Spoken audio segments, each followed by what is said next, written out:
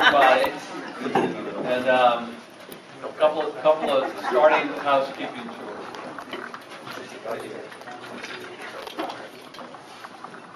One is that we will have a very short break, but I will tell you, unless you are absolutely committed to want to stay here till 4 o'clock on Halloween, we will go fast. All right.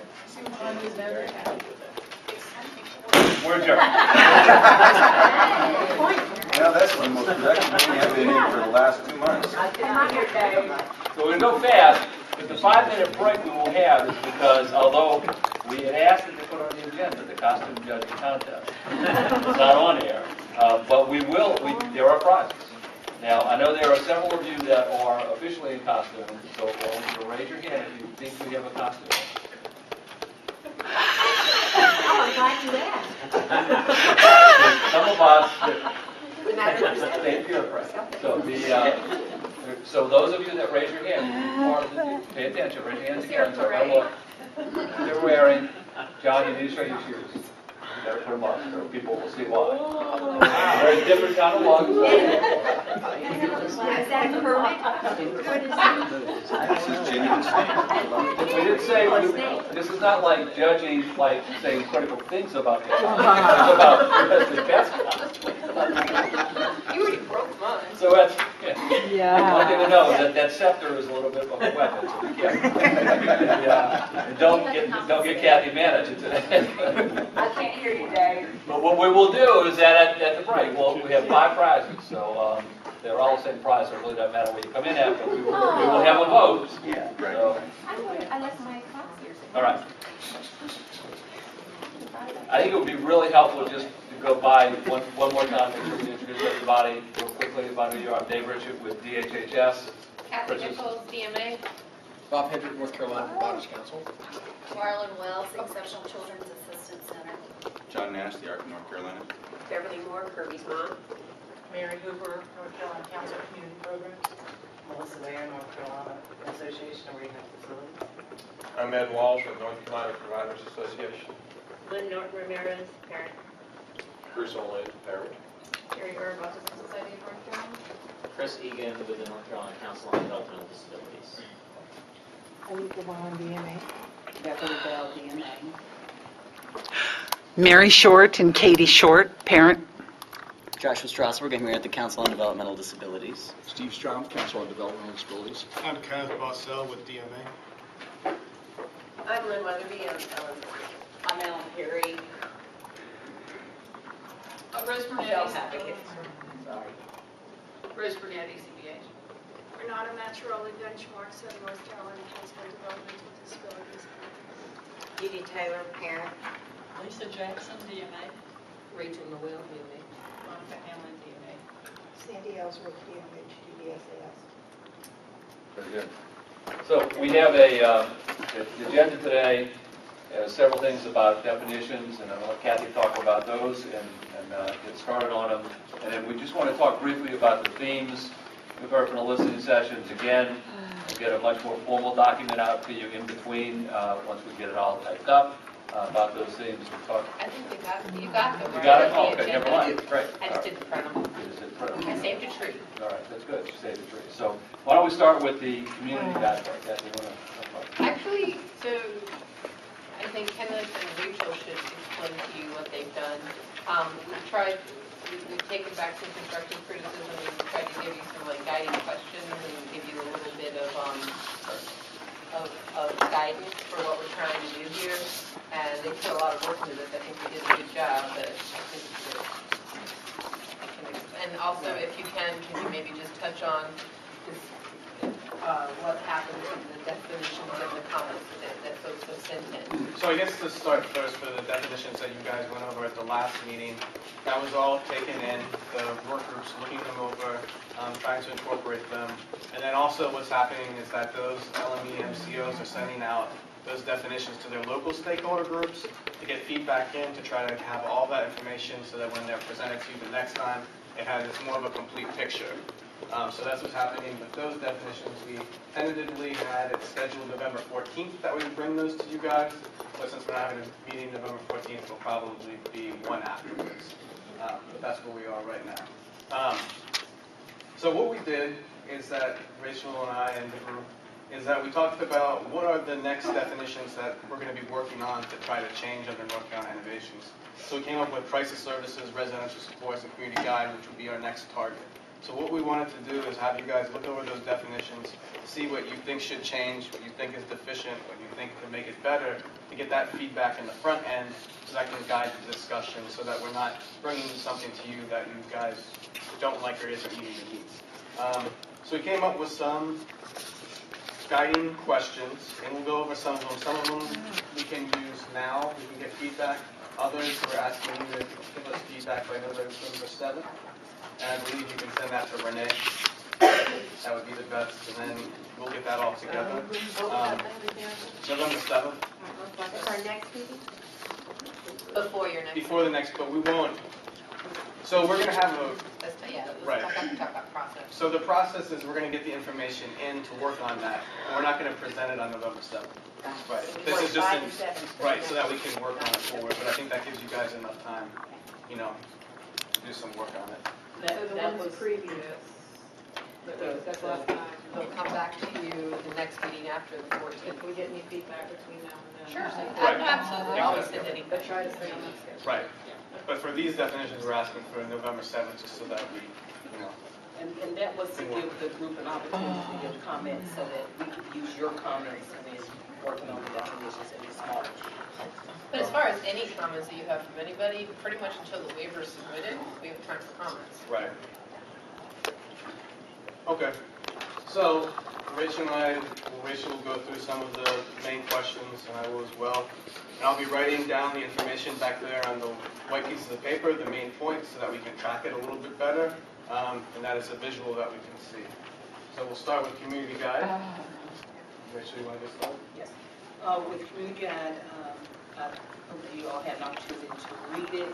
So the first question for that, and the reason for the questions is to give everyone an idea of what we want to consider or think about when we're revising or developing the definition. The first question is, what service name will be easiest for the individuals on the waiver? Is this a good name for this service based on what we want the service to do, or folks have been certain? Do you feel that this is a good name for the definition? You're asking folks. Yes. You can, if you don't want to give your feedback now, you can send it in, or you can take comments.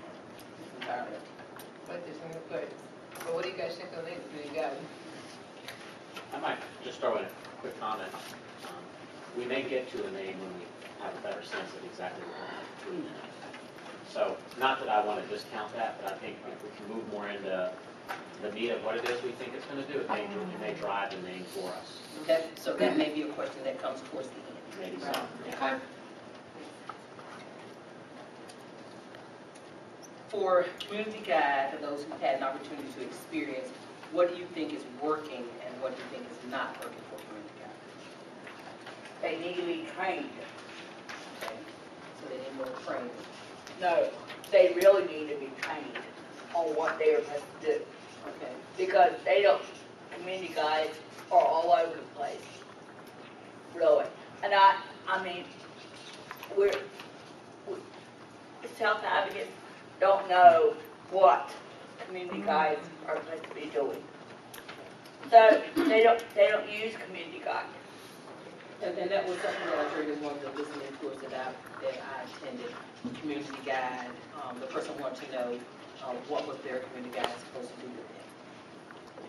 I think the authorization process, the time it takes to get the authorization in, and then whether or not it's going to get approved. Sometimes it's things that the individual needs at that moment or that day, and it could be a 2-week wait before we can even see if they're going to get approved to get the community guide service in order to.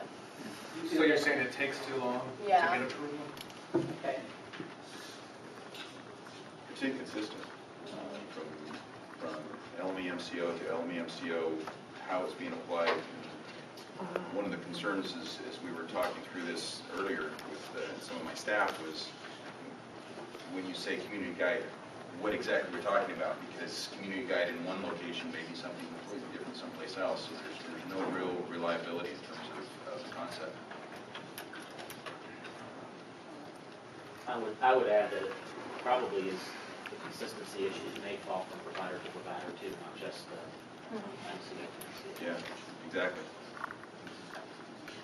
If they're supposed to be advocates, or if they're supposed to be advocates, then for people, for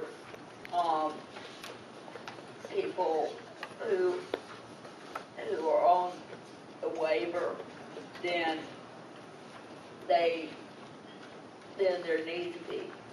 need to be paid as such too. And I think the case management worked a whole lot better. So you're asking, are the community guides to be advocates? Are they to be advocates? They are, that's how I was explaining Okay. it. What they are supposed to do is advocating for people. And that's what my community guide is doing for me now. So But do you think the advocacy piece is working, or it needs to be? No. Okay. no, it isn't. They don't even know where to advocate and what to do. And Cardinal, I'm going to And jump in. that's part of the training process. One is I'm going to jump in and ask you that we're talking about, now you got your personal experiences and that's great, but we try to avoid making it about one place or another. The way I perceive community guides to be is that they were a liaison between existing services for recreation and possibly vocational in the community and the client.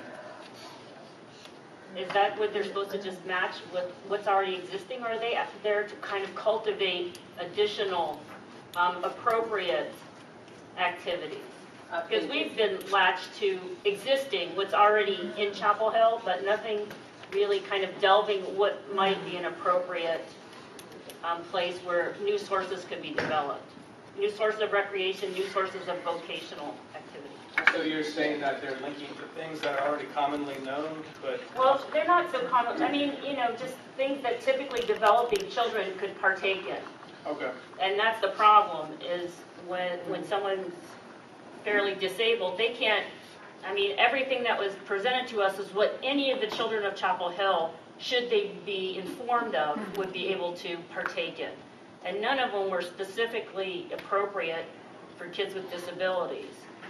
Right. And we had used our community guide also to try to find our son some sort of a vocational outlet, and that really needs to be cultivated, because voc rehab doesn't deal with Well, I think this that element. community guide may have been looking at that community inclusion piece of that, instead of just concentrating on what is for an individual that is disabled, or getting the child involved with children, typically developing children in the community.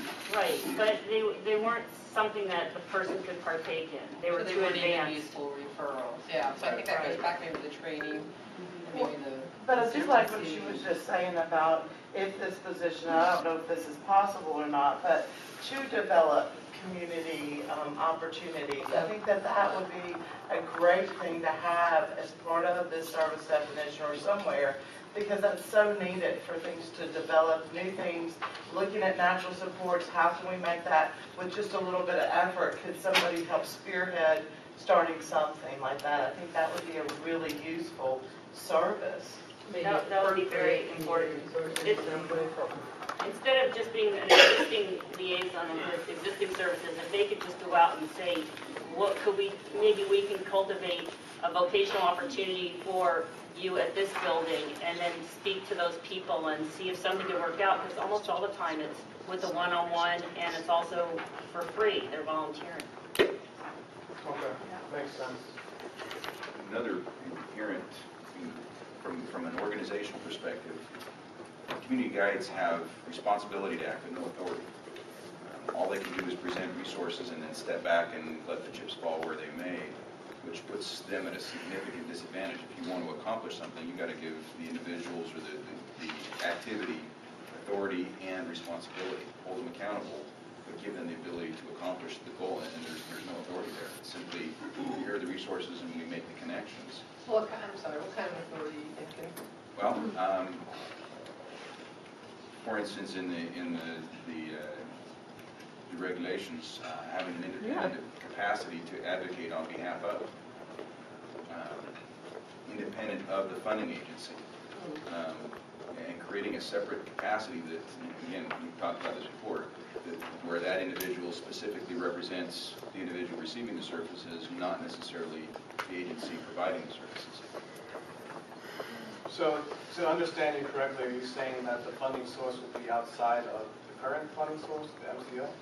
I would think so. Well, a comment that came up the other day in the HCBS discussion, where the existing system has firewalls in it to protect, because they are the independent review, plus they are the funding agency, and the comment was made that there are firewalls so that this won't happen. But that was for care coordination. Because care coordination is employed by the Right, agency. but Community guys supposed to be an outside agency. The system is inherently built along that same lines. If the funding agency is the sole source of everything that goes on, anytime there's a question or a concern or an appeal, you're taking it right back to the people that are granting the funds. And so to take your direction in this, yeah, it needs to be funded outside of the system. Otherwise, it's called into question every time we turn around. I'm not sure we'll ever be able to do that. But it's a good point, we're right there. I have a kind of concrete example of that. I have a list. We met with a different group that I'm in and really went through this. It may sound familiar to a couple of people. But these are pretty big and broad, and I will forward these on, so you don't feel like you need to write every single one down, but just for the group to conversate about. The issue is, one of the issues similar to what John was just speaking about, is STR may refer and suggest community guide, then the MCO denies it. And I think that's happened in a couple of different cases. So it's one of those just systemic issues. The other thing is, which I think we've all spoken to a little bit, is since they're authorized on such a short-term basis, it's hard to develop that long-term relationship. So to be able to have some kind of consistency for a long-term relationship, so you know that individual, you know that family, kind of let them grow and grow, and that's there. It's not as piecemeal out. Let's see. It really boils down to, we were talking about qualifications, and exactly what she was saying earlier, talking about the local resources, just being sure that it's really familiarity with the local resources and the right ones. So that's the staff qualification, if you want, the training really needs to be more about that as well. And the rest of those, you mentioned in one way, shape, or form, randomly. Can this person be the one that would navigate SSA, Medicaid, et cetera, big gap in our system here. So we've got to be sure that somebody's doing that. And you're going to send all those comments. And then we'll share those with the group. Go ahead. So it's pretty clear in the exclusions as written for the service that this service does not duplicate care coordination. It's not supposed to. Not supposed to.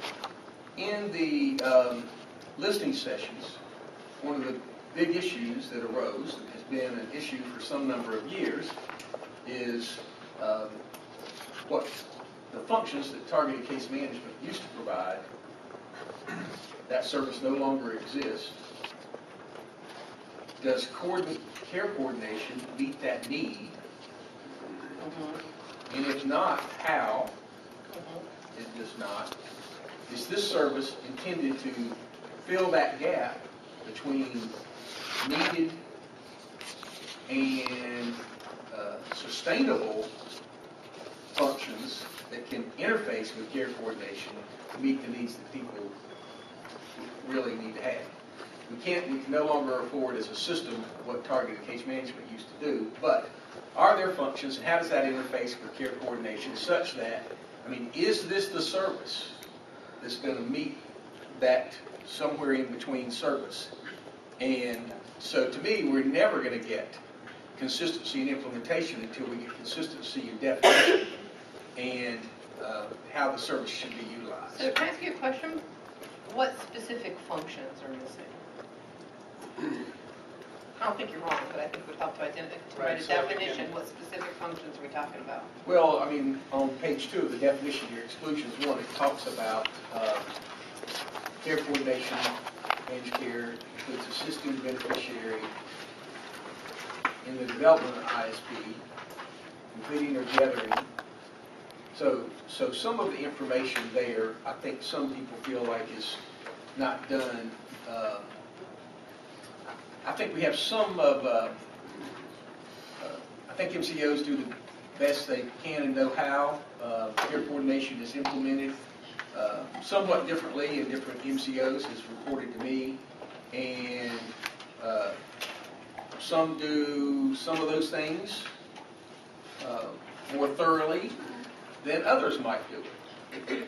So the question becomes, to me, if this is going to be, you've got to have this conversation somewhat with the conversation of, are we anticipating any changes in care coordination and how that service might be implemented, and then whether or not this service could interface and meet those needs. So I would just, I guess, say again to the, and then Carrie maybe will be my best help on this. I want very concrete. She's a very concrete thinker. Maybe your mails is too. I just know Carrie is. But just to write the service definition and figure out those concrete functions that are missing, which I've heard it too. You're absolutely right. But for us to move forward and incorporate that appropriately, we need to know exactly. Do you know what I mean? I do. Like, I don't want the care, like literally the community guide will, I don't know, take the recipient to the SSA office if that's what it is, but. And we So, might want to step back too a sec, because you were talking about how the authorization doesn't allow enough time. So what would be I think we the talked about this ideal? last time, like doing an annual authorization Right. versus an every 30 days. An annual authorization. Could I? A minimized renewal, kind of like a prescription. I don't have to go in to see the doctor every time I want my prescription renewed. I just need to call them up and say, hey, I'm out of pills. Which I think is going to be a function across the board. Yeah. I mean, feedback from care coordinators that I've gotten on this is that, frankly, it's easier for me as a I'm not a care coordinator, but I'm reflecting back. It's easier for me as a care coordinator to just fix whatever the issue is than to go into my system, ask for more. That's what I was getting ready to Yeah, say. do the plan. They say it's not worth their time Not worth to have to go in and do all that stuff when they can just fix it. And most of them came from targeted case management, and the ones that I talked to, they do it unknowingly, and then they're like, oh, I'm not supposed to be at this IEP meeting, am I? You know, we're not involved with this anymore, but it's just a lot. They're so used to doing it, they'll just do it versus having to do the update, and then wait on the auth, and wait on the parent to call, and wait for all that. But, yeah, that's what I got. I'm unaware that the waiver says it's a 90-day authorization. Doesn't the waiver, the current waiver doesn't say it's a 90-day authorization. Well, let's hold off on the utilization review, because I think that's global. Let's just, if possible, maybe we can postpone that until we get to that set, which will be an agenda item. But specific to the community guide, where Rachel was kind of going, is there anything, so we talked about the purpose a little bit, and I don't think we have, I think that originally the intent was, yes, it was to fill in the gaps from targeted case management to community guide together to cover that spectrum of need for those who need it. Again, if it's not doing it, then, okay, how do we fix that? I mean, is there, so back to the purpose, and I think that's what we were talking about a little bit too, it shouldn't just be educational and vocational necessarily, but there would be other natural supports. Well, I thought it was recreational. I thought that was a big component. So it is a component, but they shouldn't be just referring to like the park department. But that's what they do. For your child, I mean, and that's what, you know. Specifically, I guess the departments of referral should be enumerated, or else how would people know what these people are doing? Okay. I think the community guide referrals are based on the need of the individual. But it can't be some amorphous concept. I mean, it has to say whether it's, if it's educational, then it should say educational, maybe parentheses, you know, tutoring or something, and then if it's recreational, they should specify that, and vocational. I mean, there should be some, you know, clarity in what it's a liaison to. That could be any plan, community guide, deal, system access and so on. I mean, the whole problem with this is that people don't know what these people do. So why can't you guys just specify the areas that they work as a I liaison? think we talked about this in some of the other meetings, is that if we specify too much, then it might get stuck in No, one if you don't box. specify at all, then, I mean, Right, there's so there somewhere has in to be between. some- You don't some say medium. tutoring, but you can say educational. Right, You right, don't have to say basketball, but you can say recreational, right.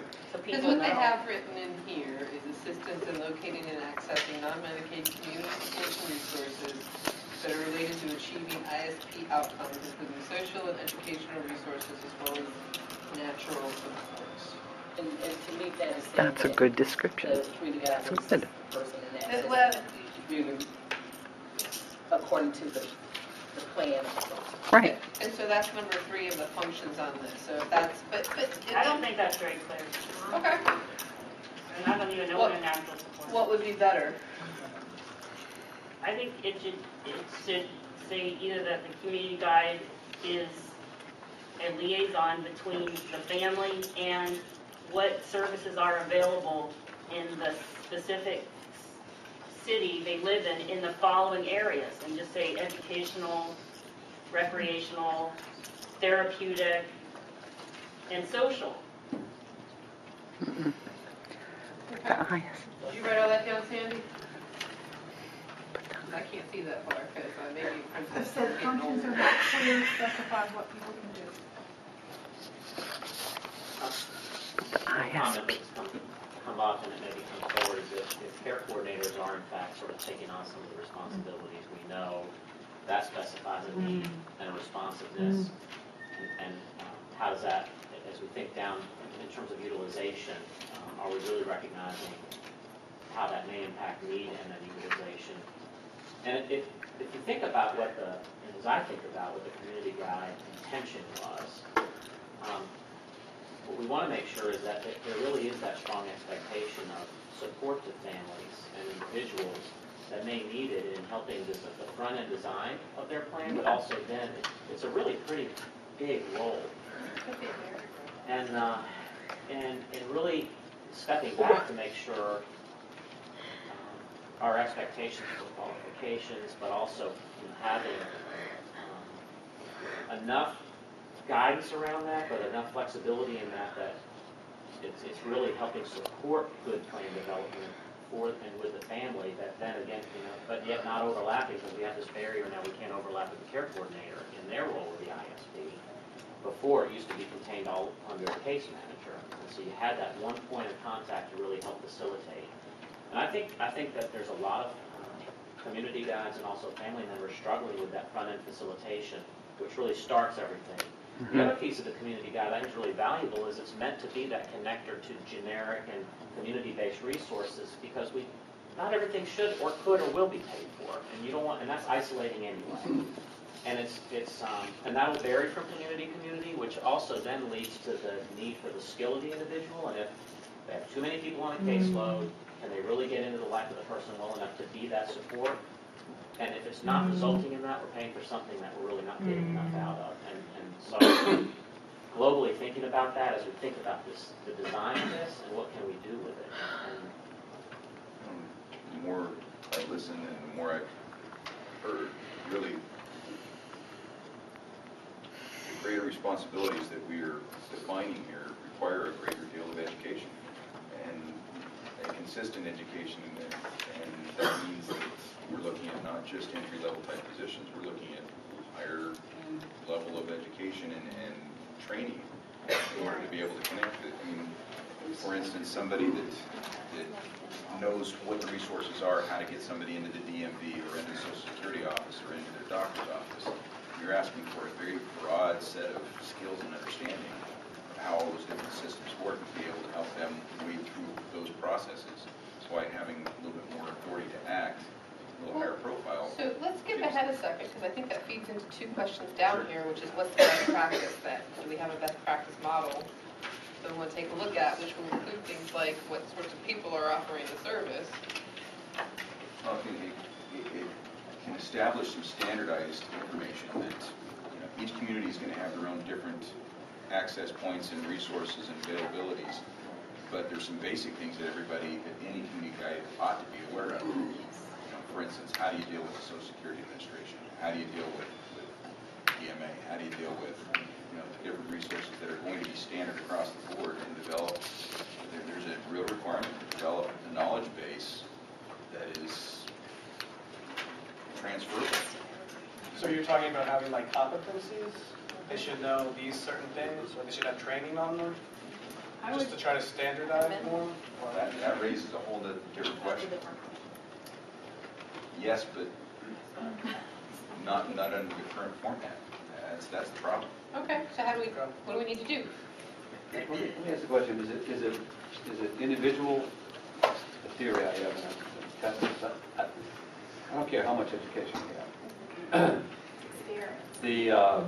The skill sets that we describe and that people want don't always lie in one person. No. And so is it agency competency that you're looking for versus individual competency?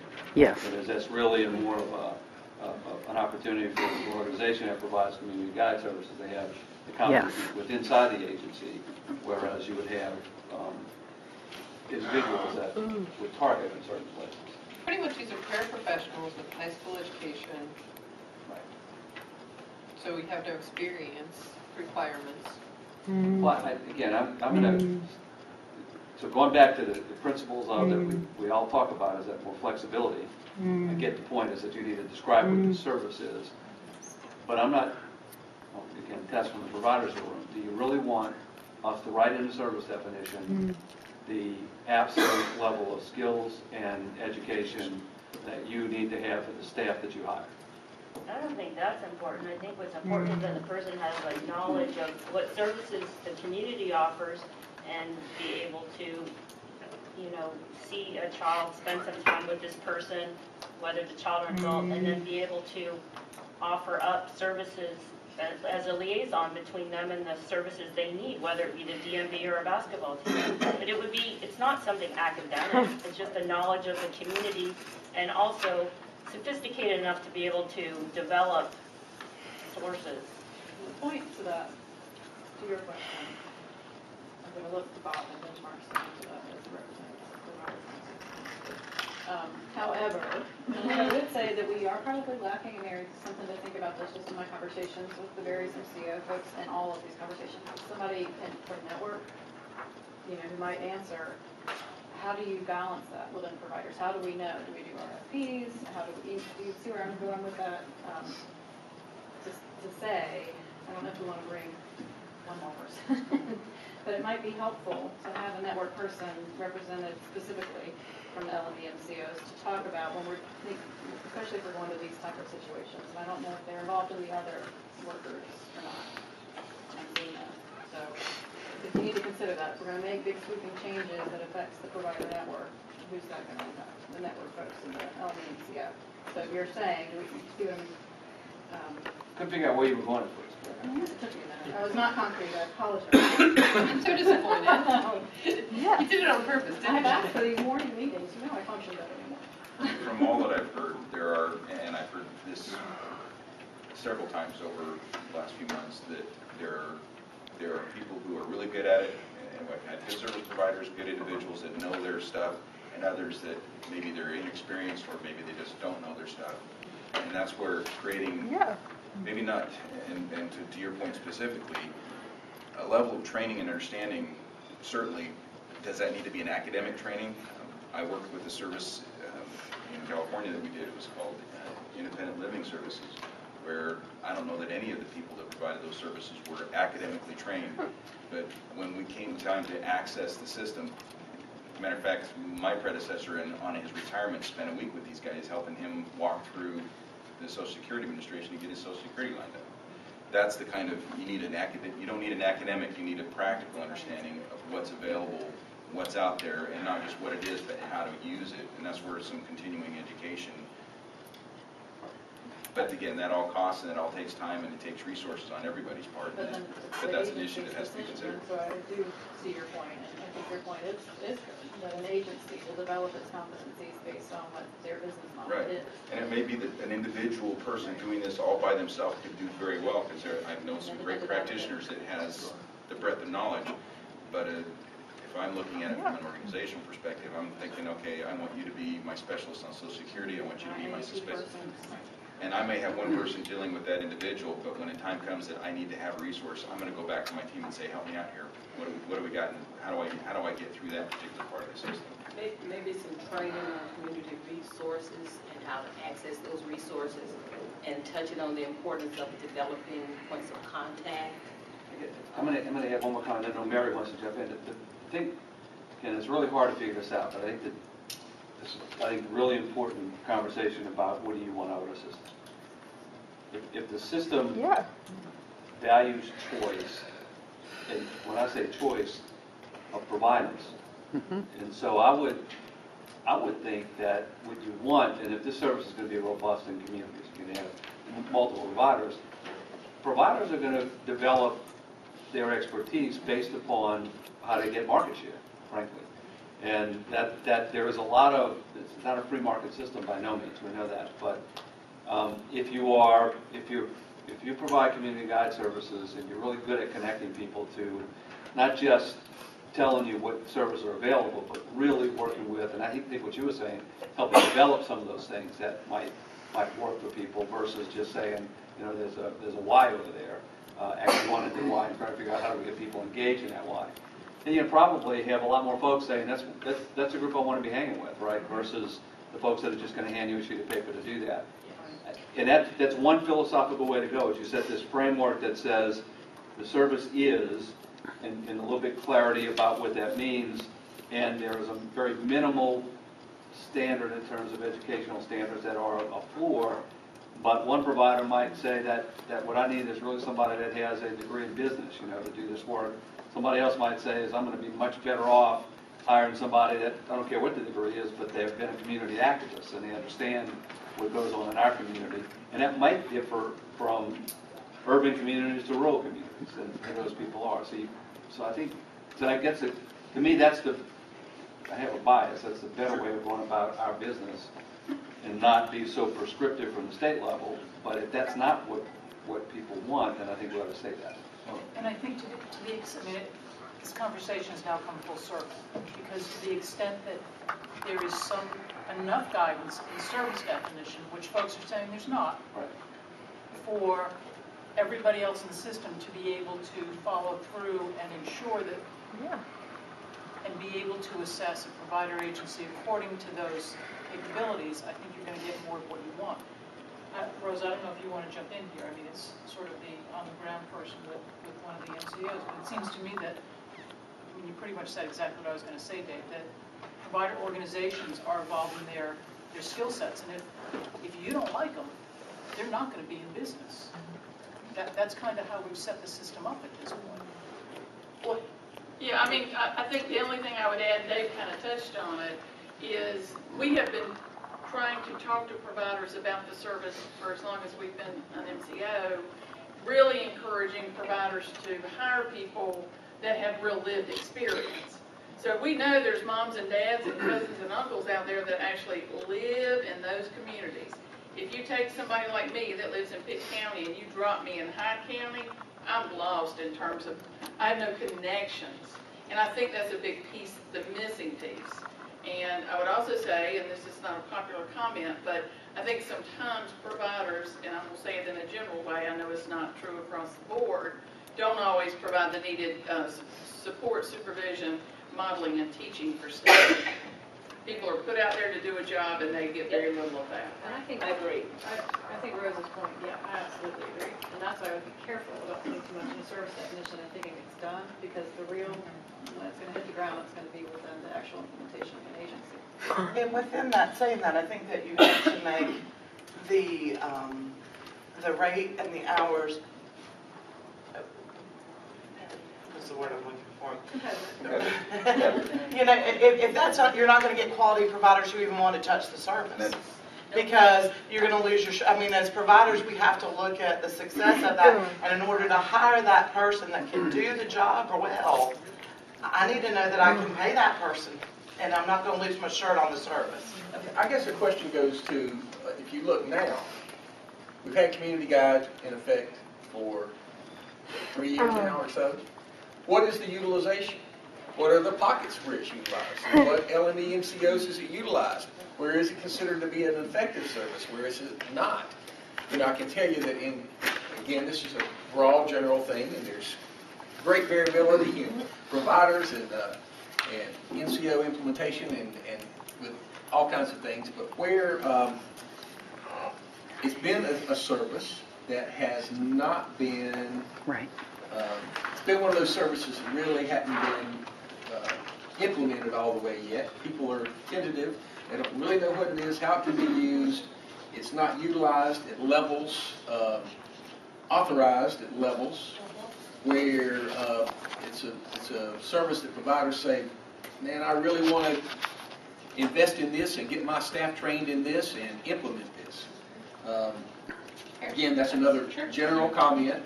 That's very true. We've heard it all over the state, absolutely.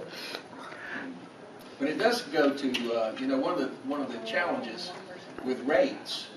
I guess you're talking about somebody with a GED, high school diploma. What it requires, yeah. And Dave and I have had this conversation over a decade or two. One of the things that used to be an issue with us is that the better, if you're going to require anything other than GED high school diploma, are you going to pay a commensurate rate with that qualification? And I think Dave and John both said, we're looking for skill sets. We're looking for people that are educated and trained on the specific how to implement and get the functions that need to happen. So it's whether it's gonna be a provider that develops the model and trains the person in how to be a really excellent community guide. There's not going to be a school, is my point, that you go to where they're going to have community guides. Well, I don't know. I guess we could encourage the community college system to develop the community guide associate's degree. I mean, but that's a more involved kind of thing that would be forward thinking and take some number of years to do. But the point is, you've got to have decide what you want the service to be. It's got to be at an adequate rate and utilization level, those two things, in order for providers to want to be able to do it and do well at it. And when I was asking for concrete comments, it was not that I thought you were going to give me an X, Y, and Z list. It's just that's the feedback we need as you take it back to whoever you're representing and kind of send it in as we go along and stuff. I understand. What do you want changed in this document? Yeah. Part of the offer is if you offer discount service, you'll get discount performance. And eventually those that are looking at doing it the best way will back out because they can't afford it. It's not a feasible thing for them, and rather than do a bad job, they won't do the job at all. But do you guys feel like the yearly authorization could help? It is a yearly authorization. Comes down to the rate. Right, the rate And the amount that can be authorized, because a lot of times people need more. I think when it originally came out, what was it, 2 hours a month that was given? I think so. Looking at that, I mean, that's just, a lot of people need a lot more than that. Right. Is there any sort of accountability? I mean, when I ask a community guide to do something and they agree to do it, is there any sort of report they write or document they generated that they actually did it? And does it go to anybody? Yeah, there has to be a progress note. No, that should be reviewed by the care coordinator when the quarterly review is part of the planning. It doesn't ever come back to the parent that, I fulfilled it or I didn't fulfill it. Like if I ask, can you find a job for my son to do part-time, I don't know what she's done or where she's looked or if she's ever found anything. I would think that the job issue is probably not something that a lot of community guides are going to do well. That's not part of the... Okay, so is that something that they shouldn't be affiliated with? Like a 14-year-old or like a 17-year-old looking for a part-time job? No, I'm thinking that the individual should be looking for a job for the person that they're serving is a good idea, but I'm not so sure community guide was ever set up as a service that can do that. There's other services that do. I think Yeah. the community guide should be the person to help that family recognize there are other. Other agencies. Right. And they're supposed to be the liaison, but I'm not aware that there's really any accountability for the tasks that they're supposed to undertake and and whether it's done, whether they actually do it or not, I and think- how effective they are in doing it. So I think she captured that. Holly's even worse. We're missing one part, though. The, Okay, so we're going to wind up Answer over there. kind of shifting out of this conversation in a second, but I want to, the couple people go around have been really good about raising their hands on the side, and I'm going to say this about Mary, she's actually very good about not moving out. The community guide is supposed to help with self-directed services, agency with choice, and employer of record. And because of the ACA and the DOL rules, I believe more and more families are going to be moving towards employer of record. I know Smokey has been approved to do employer of record, and it is something that we will be initiating, but that is a part of this community guide service definition also. And my understanding is the community guides are a little terrified I would be. because So maybe one way to should that be separate? is Please? consideration, should we have a different level of requirements? Yeah, it's a much higher skill level. Ellen? Okay. But So, Ellen, you have been blurting out a lot, so I'm not going to stay a long time for you. so I am self-directed. I am self-directing on all services.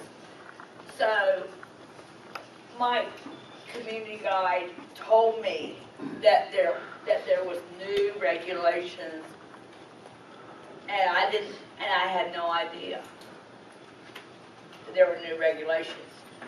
Yesterday, she told me that she was going to send them to me, this week. Okay. So, and this was news to me, and it was news to the Orange Triangle now, and that was news to everybody. So, Good. and people are not trained on it yet. I And think people along with need to be training trained. the providers and the people that are going to be doing the work, you need to also train the families. And where you're talking about the list that Bob said he brought up, that list should be included in this, and it should be a checklist of things you need so that they have an idea of what you're thinking about. And it needs to be in self-advocate language, which will be much better for families, because the average family, I don't care if you've got a doctorate degree, when you go to work with them, they have to come down to some common sense, and that's always hard for them to do, so it's easier to have much more documentation to do it. And John brought up last time when y'all were talking about this, about having some expertise. It would be good to have somebody within the LME area that could do Social Security, so that if you don't have the expert right in your little group, that you can contact somebody that is going to be an expert on Social Security or dealing with vocational rehab or whoever. But the training level and the information that gets out to families is very poor in this state, on every level. Peer coordination, community guides, support employment.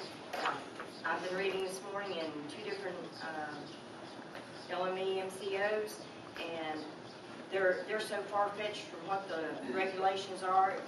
Who could have ever figured out? In one paragraph, you're called a client, an enrollee, a beneficiary, and something else. You know, by the time you get to that paragraph, the family doesn't remember what they were after. Got it.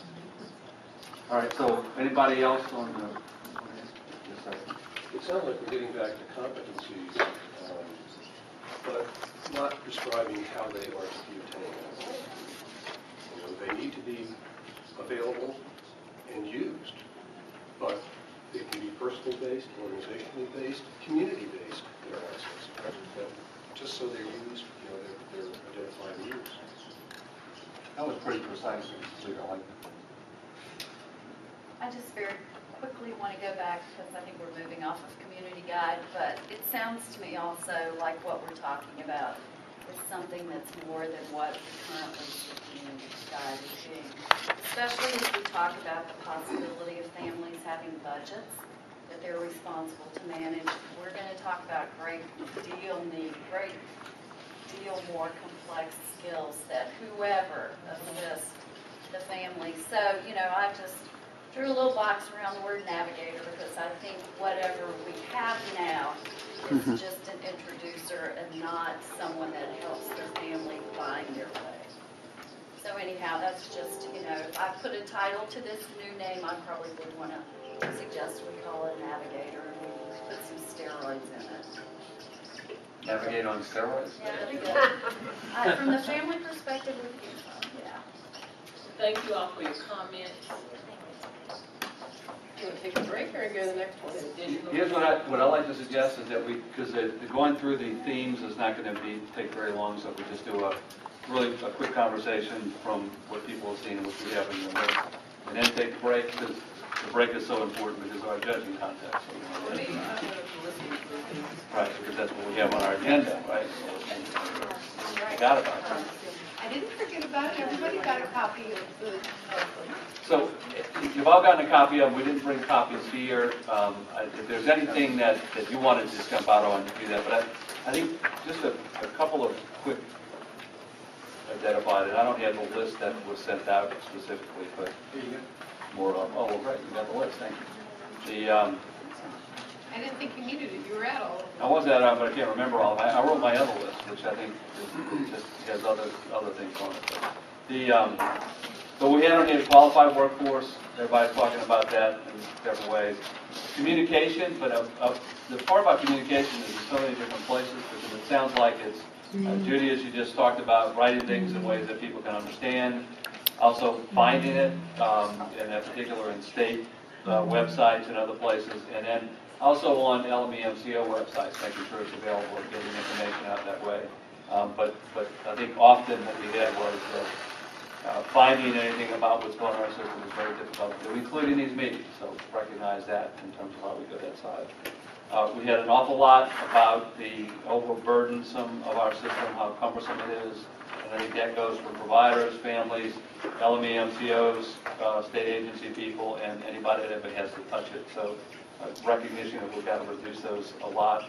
A lot of conversation about relative as provider. We're probably going to spend a big portion of one meeting to talk about that issue here and try to get feedback. A lot around the specialty provider side, not a lot as much about that, but the specialty provider issues. Recognition of aging populations. I think we're about ready to get into ones that seem to have been hit very loudly at every meeting. The wait list, there was not a meeting where that wasn't a conversation that we had.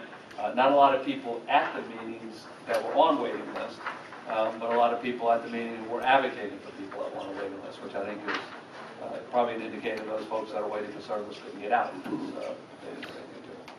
My daughter's on a waiting list, so we didn't know about the listening events. And that was one of the things that I wrote down, was that I think the information that was disseminated about them was very poorly done, because I think if folks were receiving services and were knowledgeable and perhaps wanted to bring some positives to the meeting, that's just my cynicism. But I don't think that families who were on waiting lists even knew that these were going on. It's interesting. I think that it's a great point, because it's depending on which meeting you went to, depending on whether or not there were people on wait lists. And I think that's just that goes back to our communication. How do you get information out to other people? I would say I'm not so sure your cynicism is warranted, because we seem to have a lot of people that were willing to talk about the negatives, not just the positives. I'm not so sure. Yeah, there was you went to the one meeting. You missed all the rest of them. I know where you are. I have a question about your last point, waiting list. Is that a loud word again, or phrase, versus a register of unmet needs? It's like everything. It's like everything friends. I mean, it's what's real. That's right. And the issue of case management, care coordination, was at every meeting. Inside this conversation about community guidance is so important, because I think part of what we heard from people is that, again, when you dug down, it wasn't that things weren't happening. It was there were certain things that used to exist that don't now, and it's not really that easy to get a handle on. I think as our conversation said it isn't, but I think we've got a lot of good conversation here about that. Crisis services, every place that we went is that the lack of crisis services around for folks with IDD, and that the generic crisis system doesn't tend to respond. What we attribute that to is that Carrie went out, and at every meeting, she had people planted to say that. No, sorry. We can send it out to our mailing list. Residential services, it was a whole bunch of things, but we did hear an awful lot about the AFL provider and not having respite available within the AFL system, and I recognize that part. The grievance and appeals process, about how, one, it's complicated. I think that's what people would say to you, and that there seem to be inconsistencies across the state, and recognizing that and trying to make sure. The other thing that tied to that, what we heard a lot from people, and I think, I'm not sure if we sort of encouraged that the way the conversation went, or if it was, I think it was both, I was that part of it, that there's a great deal of, this individual budget thing sounds like a pretty good idea. We heard that a lot, and I'm very pleased about that. But with it comes something else, and that with it comes that there has to be an ability for people to say, this budget isn't right, how do we address that? I think everybody recognized, I think in the listening sessions, people were really good about recognizing that this can't be we're going to expand the budget exercise. It's about how we're going to manage the system going forward in the most flexible way possible. So I think people were good about the budget idea, again, as long as they felt there was a fair process that we got to that and there was a way to talk about it, which I think that was very good. And then very specific things about how we currently do it. And, only one more page, it's good. No, there was the conversation about the SIS was fascinating. And what it sounded like to me, the conversation about the SIS was that sometimes our SIS evaluators are not very sensitive. That seemed to be one of the most common themes. Is that, as people go out, they don't recognize how harsh this is for families and difficult for people to go through. And there's not a great deal of, the people that spoke didn't seem like there was a great deal of empathy as people were doing this work. There also was obviously the part about you can't just make decisions on a SIS score. You've got to make decisions on a broader effort to go forward. But I would tell you there were several things that we were surprised about here, and that was one of the ones that was most telling, is that bit about how SIS evaluators seem to be working. There's been a lot of work to do in there. And then I think that the other things we talked about a lot about the recovery model, which we started out every meeting with talking on, and I think people confirmed to us that that is something they're fearful of, in particular fading processes as you go through services. And I think a lot of folks felt more comfortable when we talked about if there's an individual budget, probably less need for that sort of titration that happens, although it's important to think about, but less need to do it that way if there really is an individual budget. And then the other thing we were very happy to hear about, or not happy to hear about, but surprised to hear about, it wasn't every meeting, but that sort of disconnection between the early intervention system and the LME-MCO system, that there has to be a much more connected to that. And the mental health system. And the mental health system as a whole, so that's a good point, it's the whole mental health system. But I guess part of what I ask you is, were you surprised that anything you saw on the list, or were you surprised at anything that wasn't on this list when you look at things? And we're done, they're all done. So this should be a never complete list, but there won't be any more added to it for this purpose. Yeah, I think, again, wasn't anything shocking in terms of what wasn't said. A couple of things, I think we were surprised at how strong the issue around the AFL respite was, in terms of that, such a big deal, and that we have to address it. Yes, Ellen? Where are we? I mean, we're lost. We are in the Brown Building on on the agenda. No, I'm sorry. Where are we meeting? No, I'm sorry. On that list. I know where we're meeting. Sorry, bad joke. That was emailed out to everybody. We'll make sure that at next meeting we bring extra copies, so we'll have those also. They're on the mailing list. You're on a mailing list. Okay, great. Judy? I'd like to say two things. I thought the list was very vague for the two meetings that I went to. I thought that there was a lot more said and a lot less on that paper, for one. And for two, if I can just make a food for thought with the community guide, the SABE organization has a federal grant with the Administration on Developmental Disabilities, and that OCSS, which is our community standing strong, is to improve the self-advocate teams and more services of things with natural supports.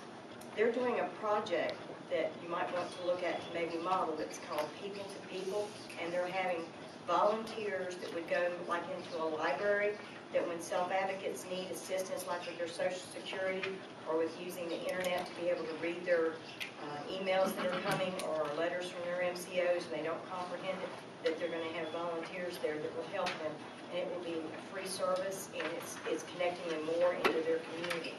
Y'all might want to put that in there as a possibility of something that the community guides could work with, that is going to be a free to put it into that natural support idea. Yeah. Very helpful. One thing, I'm going to go back to the list to say is the themes, that's what they are. I mean, we have reams and reams of paper and notes that are very, very specific, but we didn't think that was what we wanted to put out because that's a lot of stuff in there. One thing that I don't think we captured very well is there was a lot of conversation about person-centered planning and what that really looks like, and I think we have to make sure that we put that on there about how that equates to what's happening in the community. And the last thing with the community guide, you just sparked in my head about if we are allowing this position to work with projects like that, to get something going, work with programs to really get natural supports around. I think something in there, because sometimes with the community guide, there's that assumption it would be dealing directly with the person, but maybe there would be some time, and maybe there's a limited amount of time about with working, making those calls, doing those things, that effort that's required to build that network.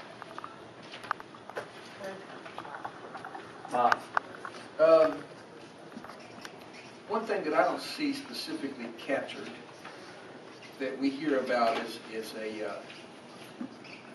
I guess a fear coming from parents and advocates and providers is the utilization or authorization for services. As the system continues to tighten the screws and control costs, do we get adequate hours to meet the need that the individual has? Obviously, if people don't think they get the number of hours or whatever they need, they can appeal it. But it's very difficult for some people to go through an appeals process. That's not a skill set of many people with disabilities and their families. So authorization, just as we move more, just look at the General Assembly and how tight budgets have been reduced, how LME MCOs are struggling with the dollars they get. They have extreme pressure put on them in their utilization management to control and make sure that people get what they need, but not any more than they need, and sometimes that's a fine line. Advocacy like Community Guide might help, those kinds of things, but anyway, to look and make sure that our appeal processes are user and family friendly, such that when they see that this really isn't going to meet our need, they have a way to express that. Maybe that's even more informal. I know there's been talk of that, appeals so formal. Can I say, gosh, this is just not enough? Can I have a second opinion, or there's another phrase. Reconsideration. A reconsideration, thank you. A reconsideration for this, because I think we missed it without a formal appeal. So Ellen, last word, but quickly. No one understands what reconsideration means. The self-advocate, I didn't understand what reconsideration meant until I, asked. And I've been in the system for about 10 years now, and it's kind of so difficult to understand the big, humongous words. I want it broken down into self-advocate. I think we have that in every meeting. Wait. And we worked on a letter, an appeals letter at DWAC. It didn't go any place. a self-advocate, DWAC, we can, so if we can bring it back, Got it. that would We'll be come great. back, all right. So we're going to take a 10-minute break from now till 2:25. 10 to 4. Now, our judging contest, this is how it works. Because I brought the prizes, I'm the judge. But on the side, during this break, I would take your recommendations for the winners of the prize here. So let's have that conversation. Judy, we'll get to you after, okay?